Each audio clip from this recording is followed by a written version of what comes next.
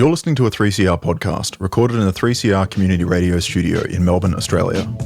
If you like what you hear, please consider donating or subscribing so we can keep bringing you more independent community content. For more information, go to 3cr.org.au. Slavery is back. Welcome to a place where private business profit from a captive labour force, yet pennies are spent on medical services to a population in which the Indigenous, the poor and the mentally ill are overrepresented.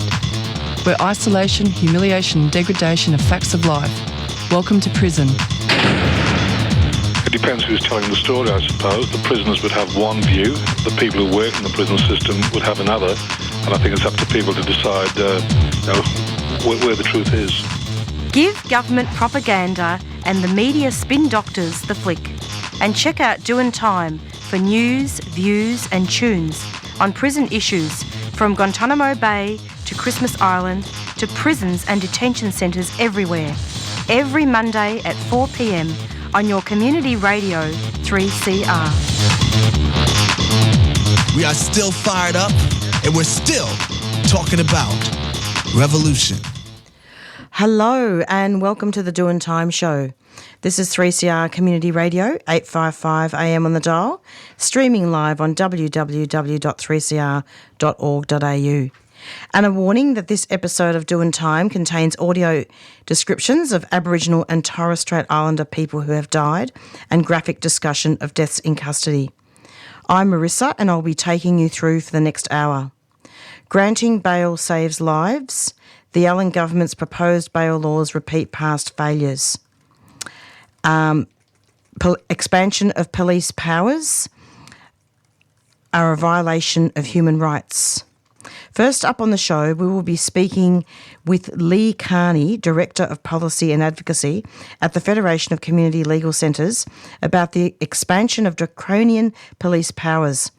This is a continuation of the discussion last week after we interviewed lawyers from the Human Rights Law Centre.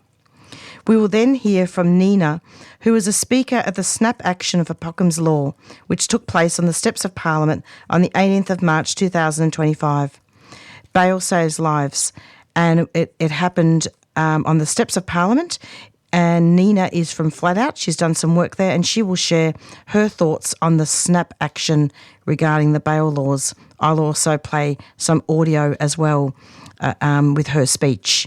And then after that, we will speak with David Glanz, who will join us to talk about protest laws and to give a report back on the rally last week, which was on the 19th of March.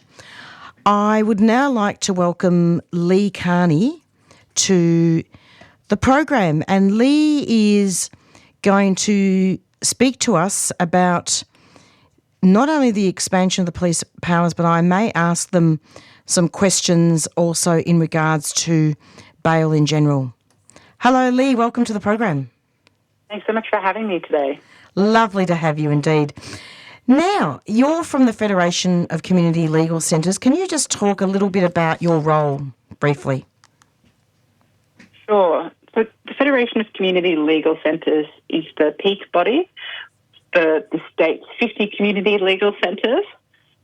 We're a big fan and supporter of your show and of 3CR, and my role is about coordinating sector advocacy on law reform and policy issues that community legal centres care about because they impact their clients and communities.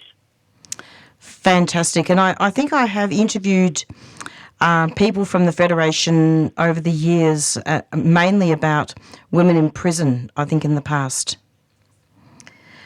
So, Lee, can you start off talking to us about what's happening with Victorian police powers? I know there was also a rally last week, but I think we need to look at it very broadly, don't we, as well? Because David Glanz will be speaking to us later on in the show about protest laws. But can you talk to us a little bit about the Federation's position on the expansion of the police powers and the designated areas?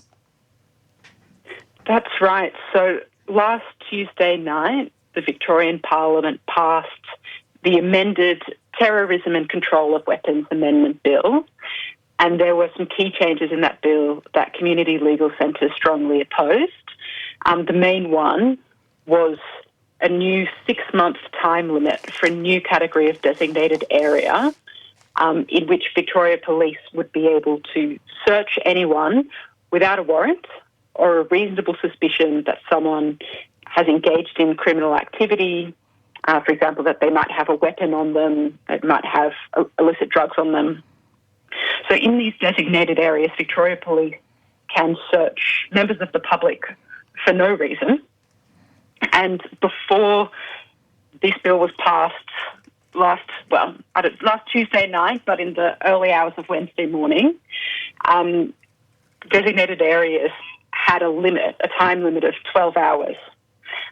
But with this new bill, Victoria Police can now declare a designated area for up to 6 months at a time.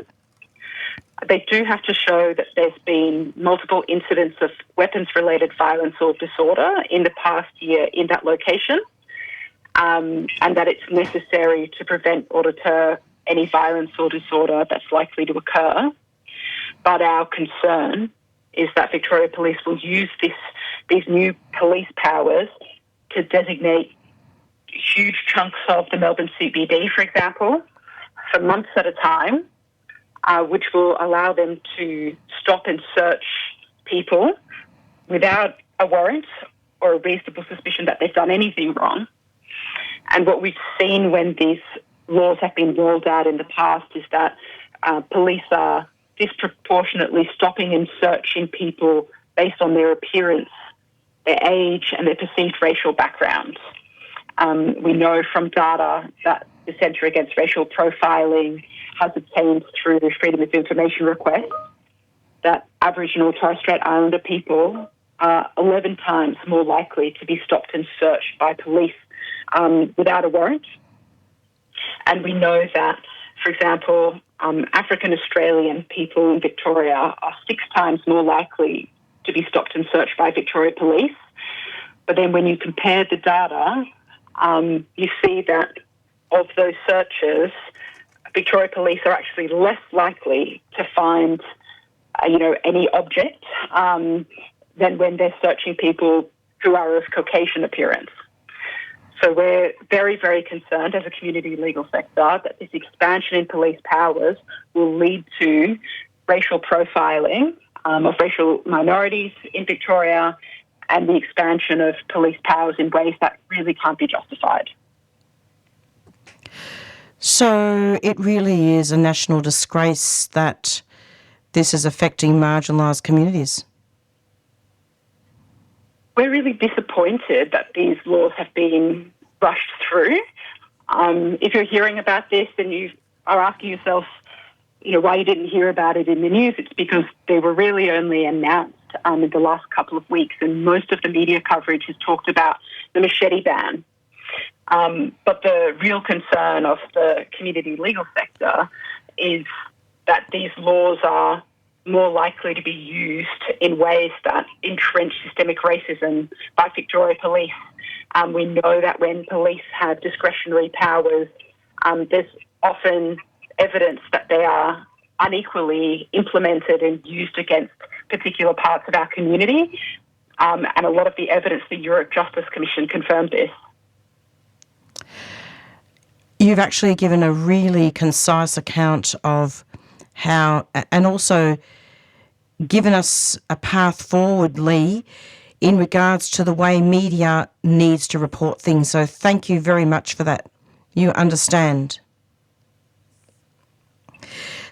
So Lee, would you say that there's an important connection there to the bail laws? I think they're connected. Or a parallel? I think, they're connected. I mean, one other thing I'd say about the expansion of police powers in designated areas is that they were rushed through the Victorian Parliament last week, and there just isn't the data to show that these powers are needed or that they'll be effective in improving community safety. A recent Liberty Victoria Rights Advocacy Project report found that police searches conducted in designated areas only make fines in 1% of cases. So in 99% of the times where police are stopping and searching a person in a designated area, that person is being subjected to a public unnecessary and stigmatising search when they haven't done anything wrong. And I think the same parallel can be made to the bail laws. There just isn't the evidence that these laws will operate the way that the government are saying that they will. But what the Victorian Aboriginal Legal Service has made really clear, and the Bail Saves Lives open letter that they've coordinated makes very clear, which has been signed onto by more than 100 community organisations, is that going back to the laws around bail that we had previously, we'll see the increased criminalisation of Aboriginal and other marginalised communities in ways that are clearly unfair, operate along racialised lines, and are not actually addressing the root causes or drivers of offending. Absolutely, and this is a lot of the things that the Doin Time show covers. We provide a safe environment and a robust forum where we talk about things on an ongoing basis in regards to criminalisation. We need communities, not prisons. Couldn't agree more. Can you comment on the requirement for multicultural organisations who need to sign a social cohesion pledge for public funding? Because I know that there was some type of law, I don't know if that's gone through yet, where they're forcing allegiance to government narratives. That's a great question. I'm not fully across where that law is either. No, that's okay. I'm not surprised because it's so they put it in so sneakily, don't they? Yeah, I know that the Victorian government announced it at the end of last year, as you say, that multicultural organisations must observe it to apply for government grants. I'm not across where it is at the moment, but I know that there have been concerns expressed by protest rights organisations and other civil society organisations about any advocacy gag clauses in funding agreements. It's something that community legal centres have previously advocated against. There have been times in the past where governments have tried to introduce clauses into funding agreements to prevent community legal centres from advocating about systemic injustice that impacts our clients and the communities that we serve. And I think that the main thing here is that, Victorian government funding to support community organisations needs to recognise that we live in a multicultural, diverse and inclusive society, and that, the black letter detail in funding agreements shouldn't be used to silence or police organisations expressing views on controversial issues that the government may disagree with in ways that would infringe, clear rights to freedom of political expression and freedom of political communication. And I think the Charter of Human Rights needs to be talked about another time. We do need one. I think it definitely contravenes it. And, we support the campaign for a National Human Rights Act in Australia.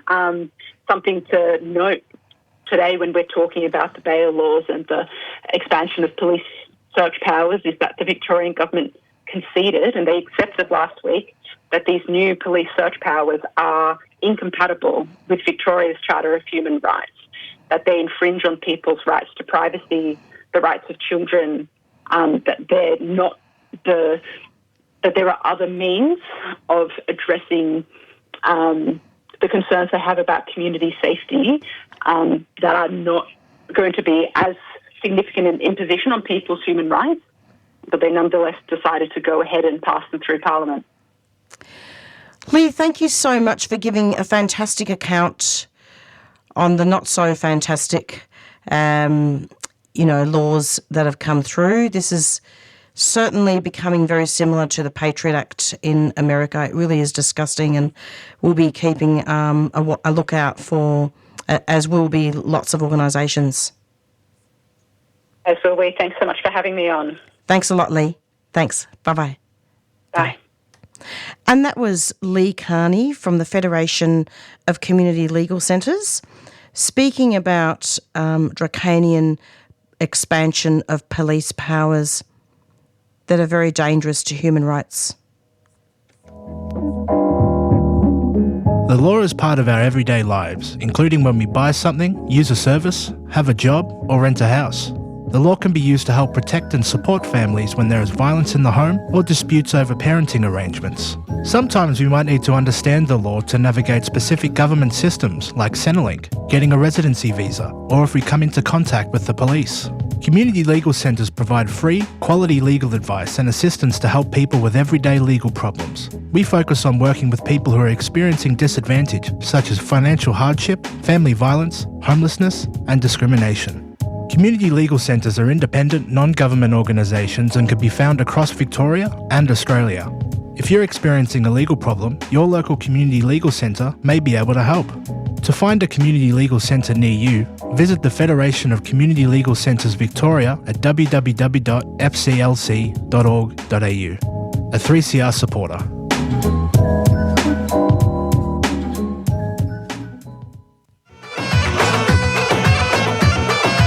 What's taking place in Palestine is horrendous. Here are some ways that you can keep yourself informed and involved. Listen in to Palestine Remembered every Saturday morning at 9:30am or listen to the podcast. Join the APAN mailing list at apan.org.au for updates, news about actions you can get involved in and where you can donate to provide humanitarian assistance. Listen to other news and current affairs programs on 3CR that also cover Palestine. The oppression of the Palestinian people has been going on for 75 years. It has to stop. You can be part of making that happen by staying informed and active. APAN is a proud supporter of 3CR.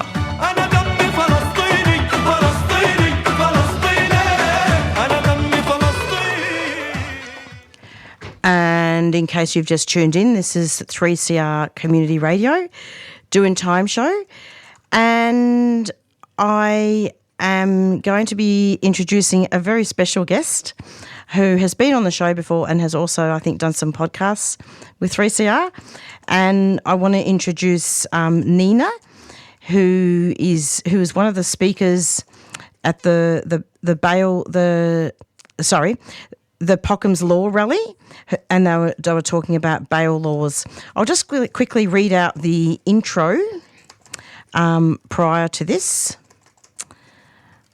on the back of the horrific death in custody of Veronica Nelson and the coroner's subsequent ruling that Victoria's bail laws are unmitigated, Veronica's family and the Victorian Aboriginal Legal Service and dozens of organisations have basically advocated that the adoption of Pockham's Law.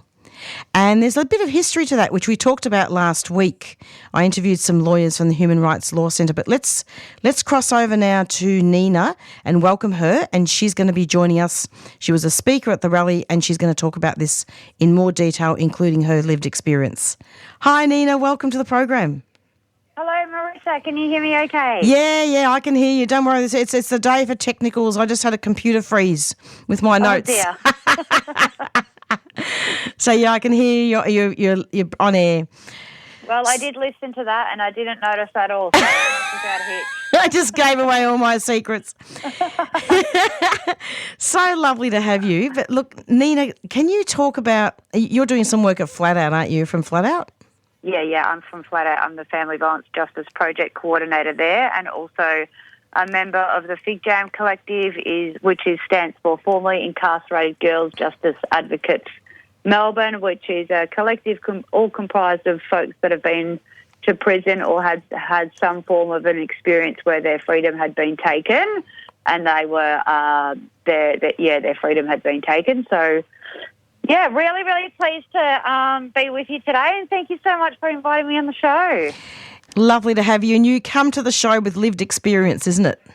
Yes, I've got a lived experience. I'm actually one of the survivors of the knee-jerk reactions to the last increase of the bail laws in 2017, 2018. Okay, so tell us about bail and maybe if you can give a little bit of a report back on the rally, but maybe talk a little bit about the background of the bail stuff. Yeah, look, and I don't know if folks remember, but there was a man by the surname of Gorgonzoulis that had driven through the streets of Melbourne back in 2017, and unfortunately, a lot of people lost their lives as a result of that. And he was on bail, and so in response to that, the bail laws were tightened. However, this man was already well in scope of police, and they were keeping an eye on him in the hopes for him to be leading them to their next big bust. And so through their negligence, he caused this harm to community and harm to a lot of people. And like I said, a lot of lives were lost, which is a tragedy. But then they have this sort of knee-jerk response to bail, and it affects everybody. So no matter what then sentence, what crime, in quotation marks, crime you have committed, it means that you then get bail. So a lot of folks that are in poverty or committing crimes of survival also get swept up as a result. And we know that, First Nations families, Torres Strait Islander families and communities are hugely impacted by that, which is obviously how Pocken's Law came about in the first place, was tragically from... and sorry, Marisa, I'm just going to interrupt myself there, because I'm aware that sometimes there's, when we mention First Nations people that have passed, there's like a warning that takes place. So that's okay. I've given a content warning at the beginning, but I'll give another content warning that there will be Aboriginal people's names that have died that will appear on the show. But certainly, I did give a content at the beginning. Yeah, beautiful. Thank you. I just didn't want to... no, of course not. Want folks to be aware. Perfect. So, proud Gunja Jamara, Jaja Wurrung, Wujuri, Yorta Yorta woman Veronica Nelson passed in custody after being refused bail. And so that's how the Pocken laws sort of eventuated, from very staunch advocates in the Aboriginal community that was led by her family members. And about 11 months ago, the bail laws were then reformed and sort of brought back, and coroners' inquests and government were very acknowledging of the implications of the last bail laws and how deeply that affected communities, not only just Veronica Nelson's passing, but obviously how that in turn had swept up a lot of women, First Nations folks and children into the prison system that normally wouldn't have had a sentence. And it, around 64% of folks during that period did a time of incarceration on remand for a non-jailable offence, and so we're in custody for about a month. And you can imagine what sort of an effect that has on somebody. Absolutely. It beggars belief, really. I mean, you've got, all the remand. They're on remand for ages. But, I mean, even in the lead up to that, these bail laws have significantly, they're not saving lives anymore, are they? No, they're not. Not absolutely. And, I mean, all of this sort of, propaganda and, lies that are told around crime and how dangerous our cities are and all of that stuff. I mean, if you look at the statistics and the actual evidence, our crime isn't increasing. It's just the narratives that get pushed. And I mean, when was the last time that you heard a good news story on the news? We were just continuously drilled with all of this fear tactics and coming into an election, it's the easiest way for folks to win votes. But I mean, this law's been condemned by 93 Aboriginal human rights, community violence and legal organisations. Folks that work with the people who are swept up as a result of these bail laws. We are strongly against it because we know how it plays out on the ground. Exactly. And like I said, that month or more of incarceration is not just hugely traumatic to the individual because they're, kept and segregated from society in a prison which has got all forms of different methods of torture and methods of power and control over somebody. But also, if you're already in crisis and are struggling to keep housing and, receiving, like, that month is long enough for your Centrelink payments to stop because you haven't been reporting. You may lose your rental. There might be bills that are due within that time, and you'll lose access to your children. You'll lose medical appointments through that month. There's so many things that can happen. So whatever situation you're in prior to entering prison will always be worse exiting. And our services are struggling. So much money is getting pumped into policing in prisons. There are empty prisons throughout Victoria that cannot be filled because the crime rates are so low. All your headphones are out, Nina. Can you hear me? Oh, are they? Yeah, a little bit. I can hear you fine. It's pretty. I can't hear you very well, but you've made some fantastic comments.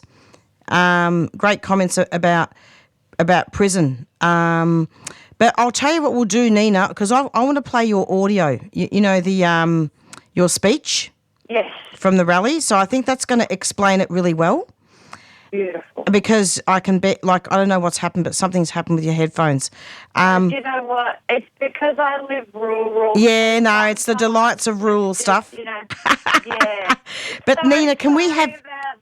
No. No. Most of what you said came out perfect. And what I want to do is have you back on the show in a couple of weeks. Is that all right? Perfect. I just want to make one more point. Tell me. I think that, all of this stuff is really stealing money from our communities. And for youth folks, not to be considered to have bail and not to get that, prison should always be a last resort for our young people. I've got a young child and it's absolutely, I would be so devastated. We all want the best for our young children, but we should always also want the best for others. Exactly. Yeah. Exactly, Nina. And I mean, it's terrible the way youth are criminalised, the way women as well, women such as yourself. Yes. And you know what? When I was young, there were so many alternatives and programs and youth discos and community centres and drop-in houses and so many things for young people to do, but they've scrapped all of that. And so, people seek belonging from other peers and get pushed out of our mainstream schools and expelled and asked not to come back. Mental health is on the rise, and then so they end up on the streets and they form little collectives and networks and they get up to this stuff. It's no wonder we've got to tell young Exactly. people what to do. Exactly, Nina. Thank you so much for coming onto the program. Try to listen in because I'm going to be playing your audio now. No worries. Thank you so much. Good on you, Nina. Thanks a lot. And I just want to say, bail saves lives. Say again? Bail saves lives. Bail saves lives, in case people can't hear. Bail saves lives. Isn't that right? Yeah, thanks, Marisa. Thanks a lot. I'm hoping I can have you back soon. No worries. I'll talk to you soon. Thanks a lot. Bye. Bye. And that was Nina. Just wanted to apologise for any technical difficulties. But here's Nina's audio, which has been played on 3CR, but I just wanted to play it again on the Doin Time show. And this is the audio from the snap action that took place last Tuesday, the 18th of March, and the Parliament steps.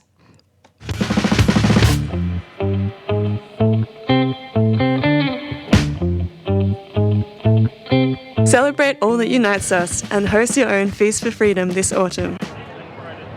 Yawala, everyone. Thank you so much for coming out today. My name's Maggie Munn. I'm a Gungari person from southwest Queensland. I'm a guest on the lands of the Wurundjeri Wurrung people, and I just want to start by acknowledging this country. Sovereignty on this land has never been ceded. Anywhere we are is Aboriginal land, and it always will be.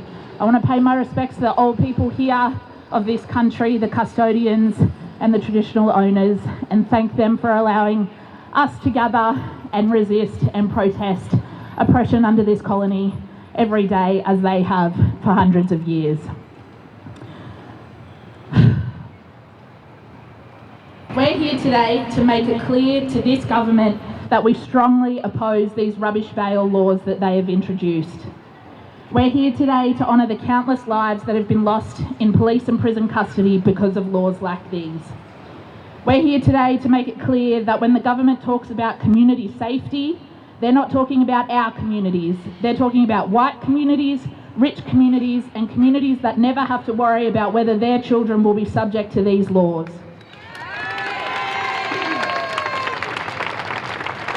The Premier has said that these laws are about reducing reoffending and making the community safe. But for how many decades have governments had reports and evidence on their desks about ways to do this that don't resort to police and prisons? It's offensive at this point that governments continue to ignore what works and continue to invest in police and prisons instead of our communities.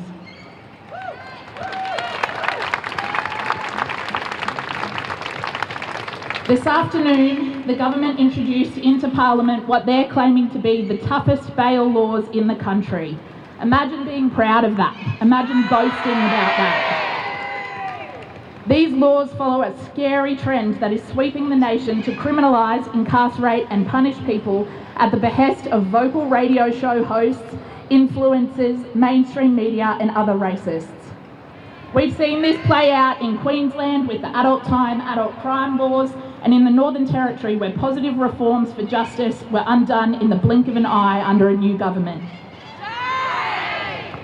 They're calling these laws the Tough Bail Bill, and the Premier has already told Parliament and the media that they expect a huge number of adults and children who are incarcerated on remand. This is something they're boasting about. These laws criminalise breach of bail, they remove detention as a last resort, they introduce really high thresholds for securing bail, and they fly in the face of recommendations from coronial inquests, from royal commissions, and experts who have spent decades and decades fighting for our communities. These laws are an absolute kick in the teeth for families and advocates who have fought for reforms following the loss of their loved ones in custody. We're joined today by a whole host of people who speak about these laws, people who have lived experience of the criminal legal system, people who have represented families in coronial inquests, people who are outspoken in Parliament about punitive laws, people who are on the front lines with our kids, and people who have pushed for law reform and respected leaders from our communities. We're going to hear from all these deadly fellas today, and towards the end of the official speakers list, we'll open up for folks from communities who are deeply impacted by these laws to speak. To begin today's official speaker list, I want to introduce Nina from Flat Out. Nina is formerly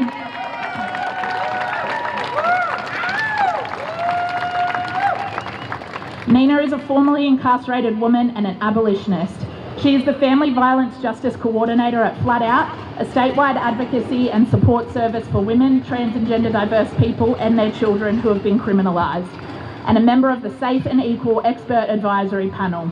Nina is a member of the Fig Jam Collective, a peer support and advocacy group of women, trans and gender diverse people who have all experienced state violence and all survived the prison system. Please welcome Nina.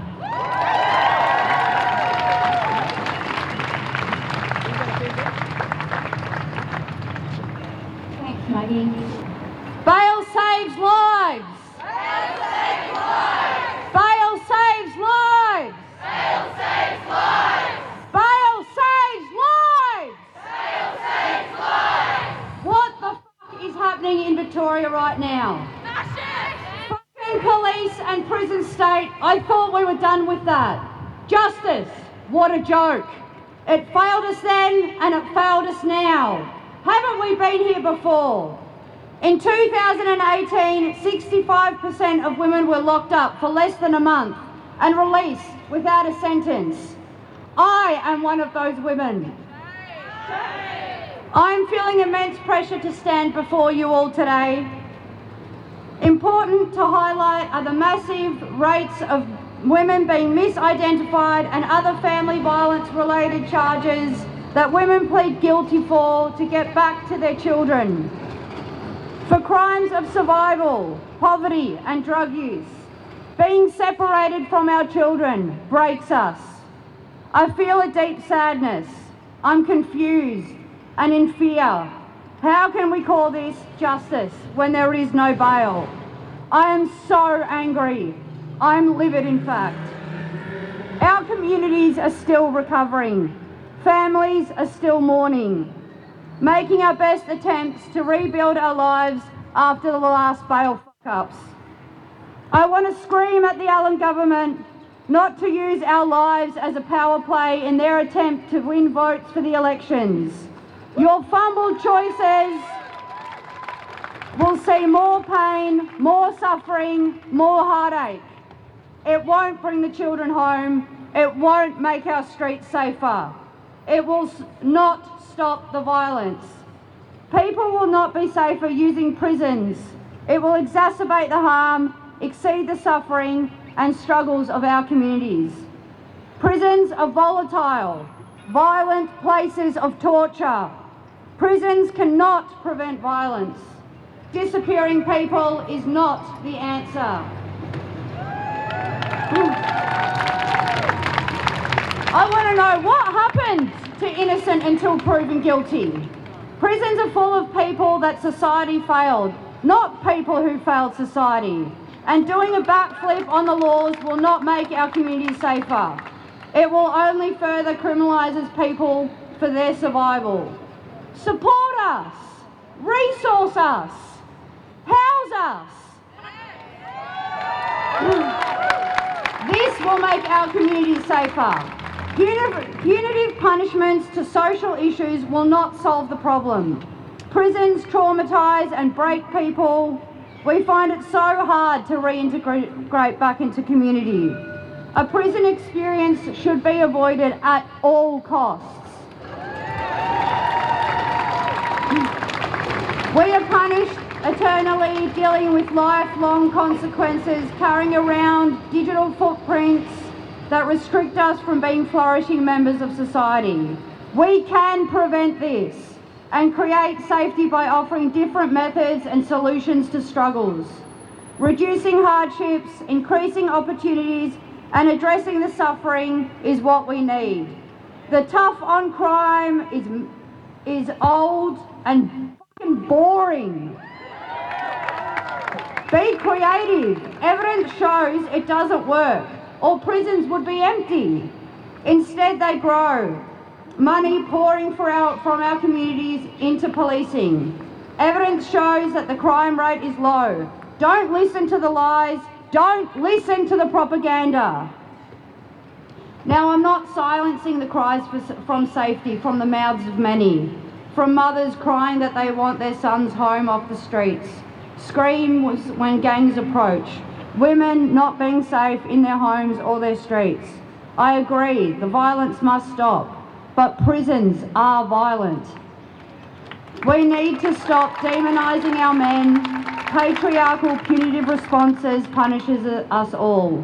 We have become so reliant on police, we are losing our own ability to self-regulate, to hold space, and to be with others in kindness, in forgiveness, and in understanding. You cannot torture people as a strategy to end violence.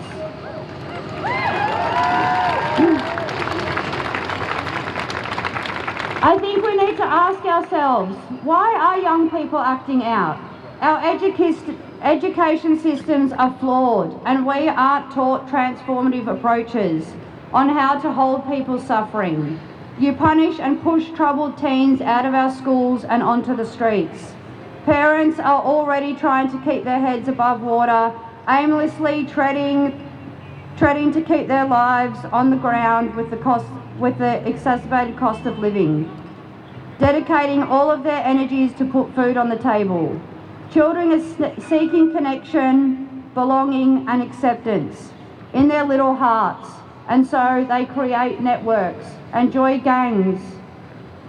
We scrapped our youth programs, our youth centres, our drop-in zones, our alternatives to mainstream education, tech schools gone, supports for young people gone, and we wonder why we're here. I agree we need people to feel safe and to be safe. We want our youths to have positive dreams of the future. We want our families to thrive, not to suffer. Investing in community, building in redeveloping, rebuilding and restructuring support. Communities must be funded and resourced to address the underlying issues of violence. The prison industrial complex is robbing us blind in the hope to build safety, stealing funds from our communities and opportunities from our children. Justice is creating spaces and places of accountability for harm to no longer continue. We all deserve a chance to repair, recover and rebuild our lives. Prisons are not the answer. Bail saves lives! Bail saves lives! Bail saves lives! Prison will not save your children. Prison will not make women safer. Prison will not create safety for trans and gender diverse folks. Prison does not provide education, recovery and healing to men who use violence. Prison is not the answer.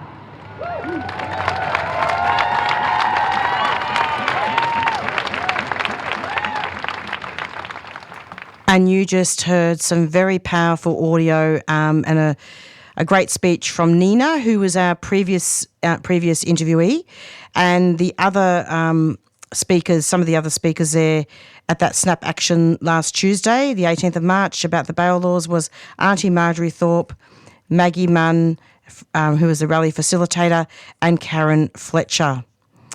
So, yeah, that was on the steps of Parliament. And now we're going to be bringing you another interview with David Glanz, who's been patiently waiting for us. And he was one of the rally organisers in regards to the 19th of March rally last week.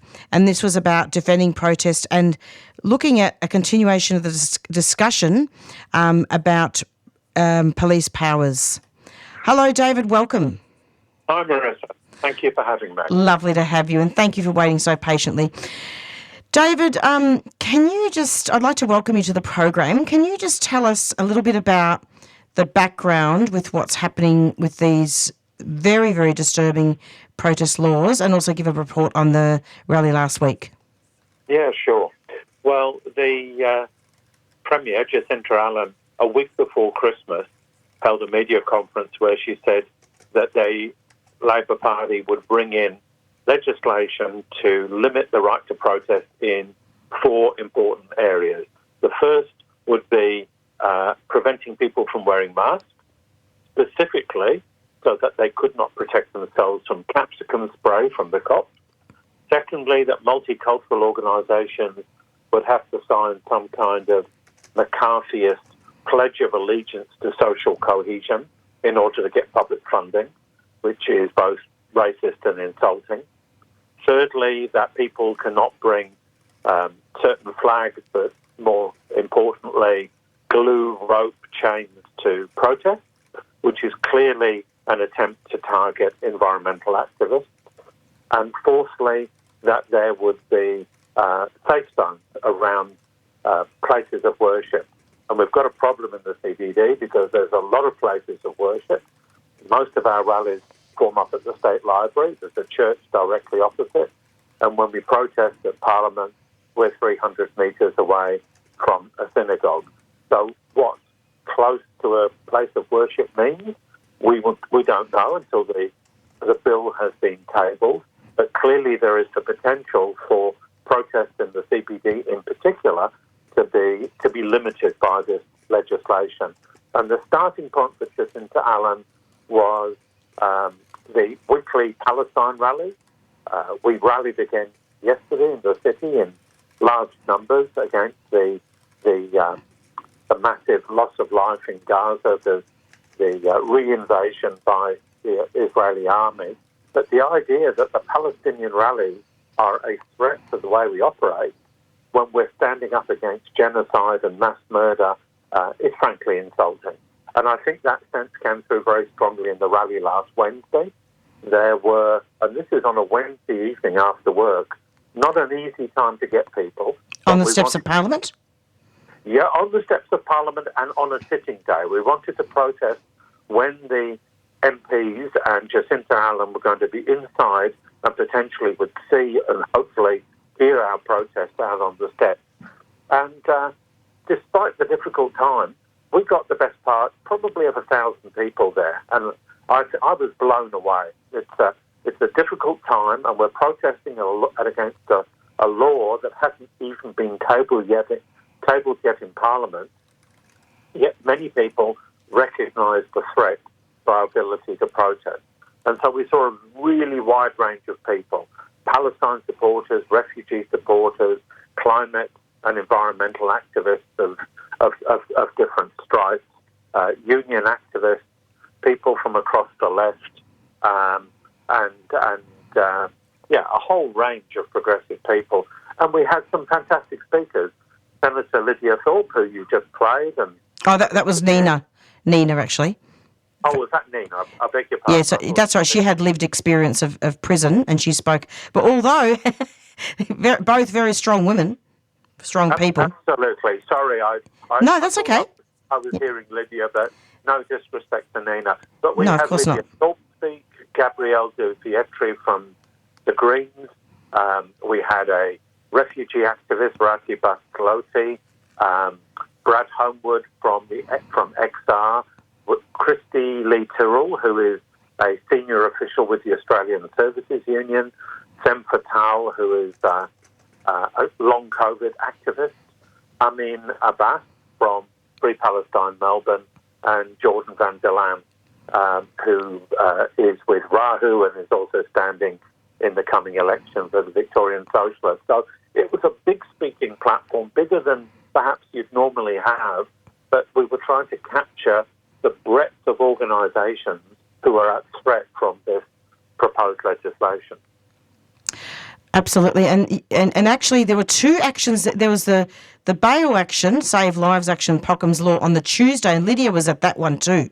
Actually, I think she spoke at both of them. That's what confused me. Yeah. I thought that was the same. Yeah. So she turned up on Tuesday and Wednesday. That's right.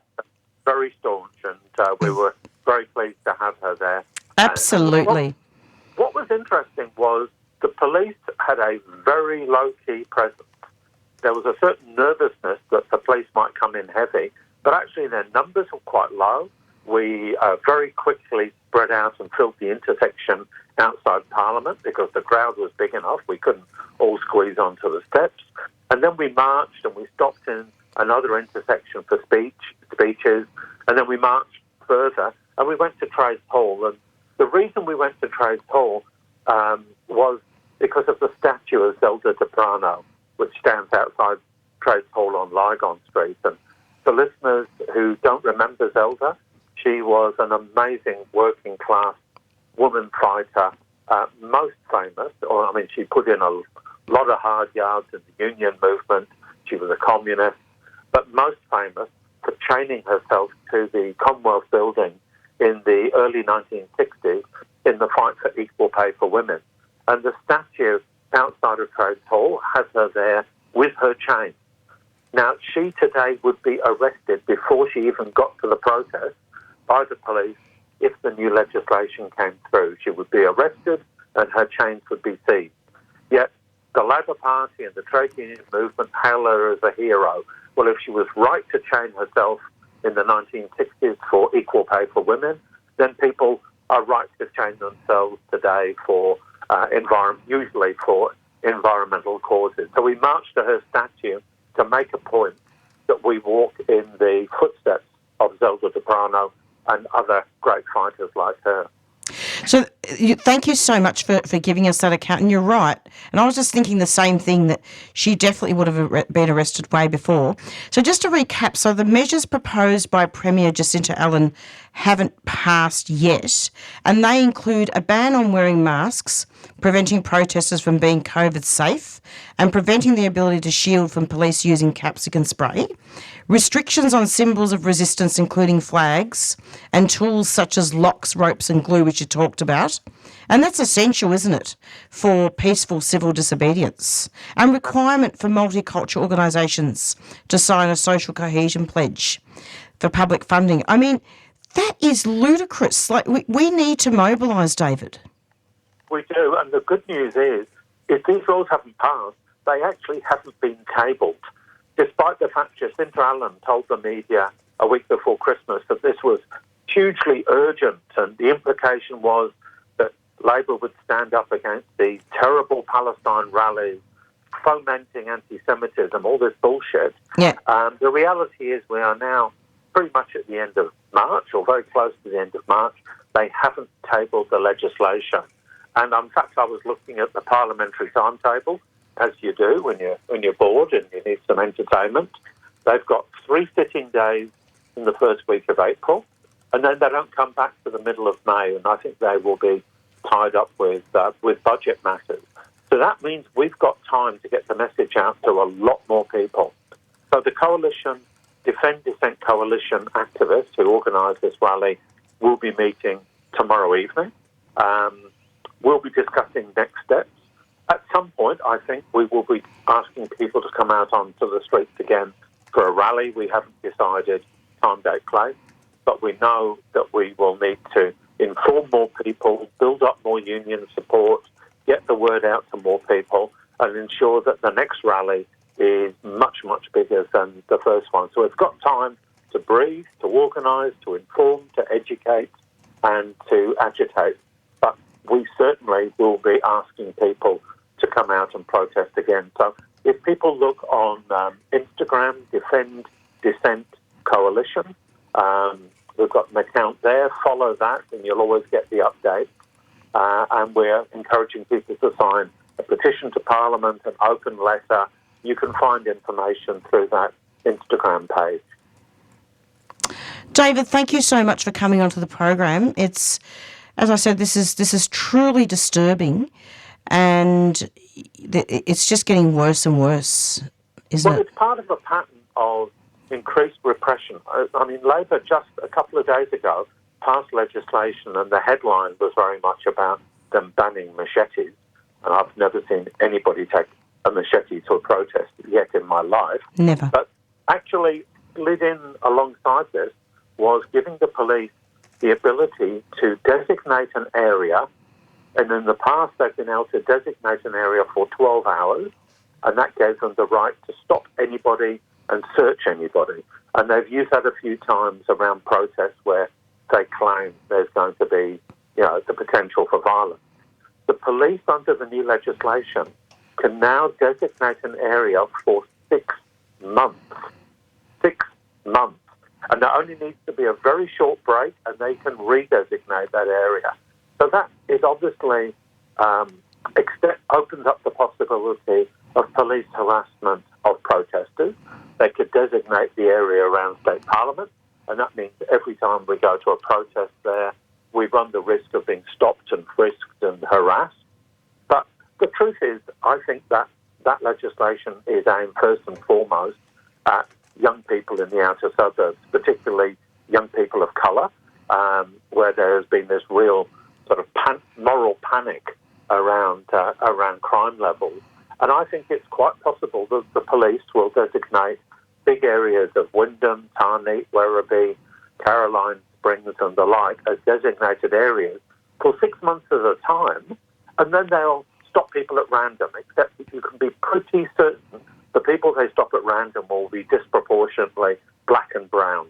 And so the police have got really significant powers just in the last week or so, which is obviously a threat to young people and a threat to protesters. So, and this is ramping up nationally. The New South Wales state government is even worse than the Victorian government at this point in cracking down on the right to protest. So it's really important. The only way we keep the right to protest is by exercising the right to protest. So join every rally that you agree with. There will be more Palestine rallies. We know there'll be rallies around all sorts of issues. And the Defend Dissent Coalition will be calling a rally sometime in the coming week. So keep an eye on our Instagram page. Thank you. And there's no website for this collective? We are very, very new. We only came into existence really sometime early in the new year as a response to Jacinta Allen's announcement, and yet we've already had a rally of 1,000 people, and there are dozens of organisations which have endorsed the coalition. So Instagram nowadays is, I think, the social media of choice. Oh, we're on Facebook as well. Beg your pardon. We're on Facebook.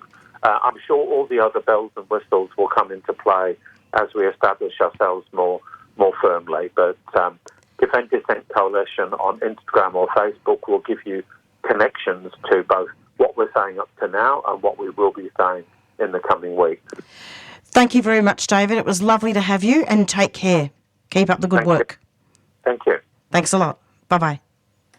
And that was David Glanz, who was one of the organisers of the rally against Jacinta Allen's proposed laws the measures haven't gone through yet in regards to squashing protest and a lot of other draconian things. It's approximately 4:55 and we're nearing the end of our show. We're going to be going out now with our theme song, Black Fella, White Fella by the Rumpy Band. Also, there is a deaths in custody. There is another death in custody inquest that is happening this week, and I'm going to see. I might not have time to have a look at this, but yeah. Anyway, have a look. There is a death in custody inquest, and do keep an eye on those inquests and keep attending those, because I know that the families of Aboriginal people who have died in custody, here it is, support the family of Clinton Austin, they're hearing that inquest this week into the passing of Clinton Austin, content warning here as well. And this will begin at the Coroner's Court of Victoria. The inquest is listed for 3 weeks. And Clinton was a talented artist and beloved father and brother. Do attend the Coroner's Court. 1 minute left. Goodbye from Marisa. Stay tuned every Monday 4 to 5 for the Doin Time show. Bye.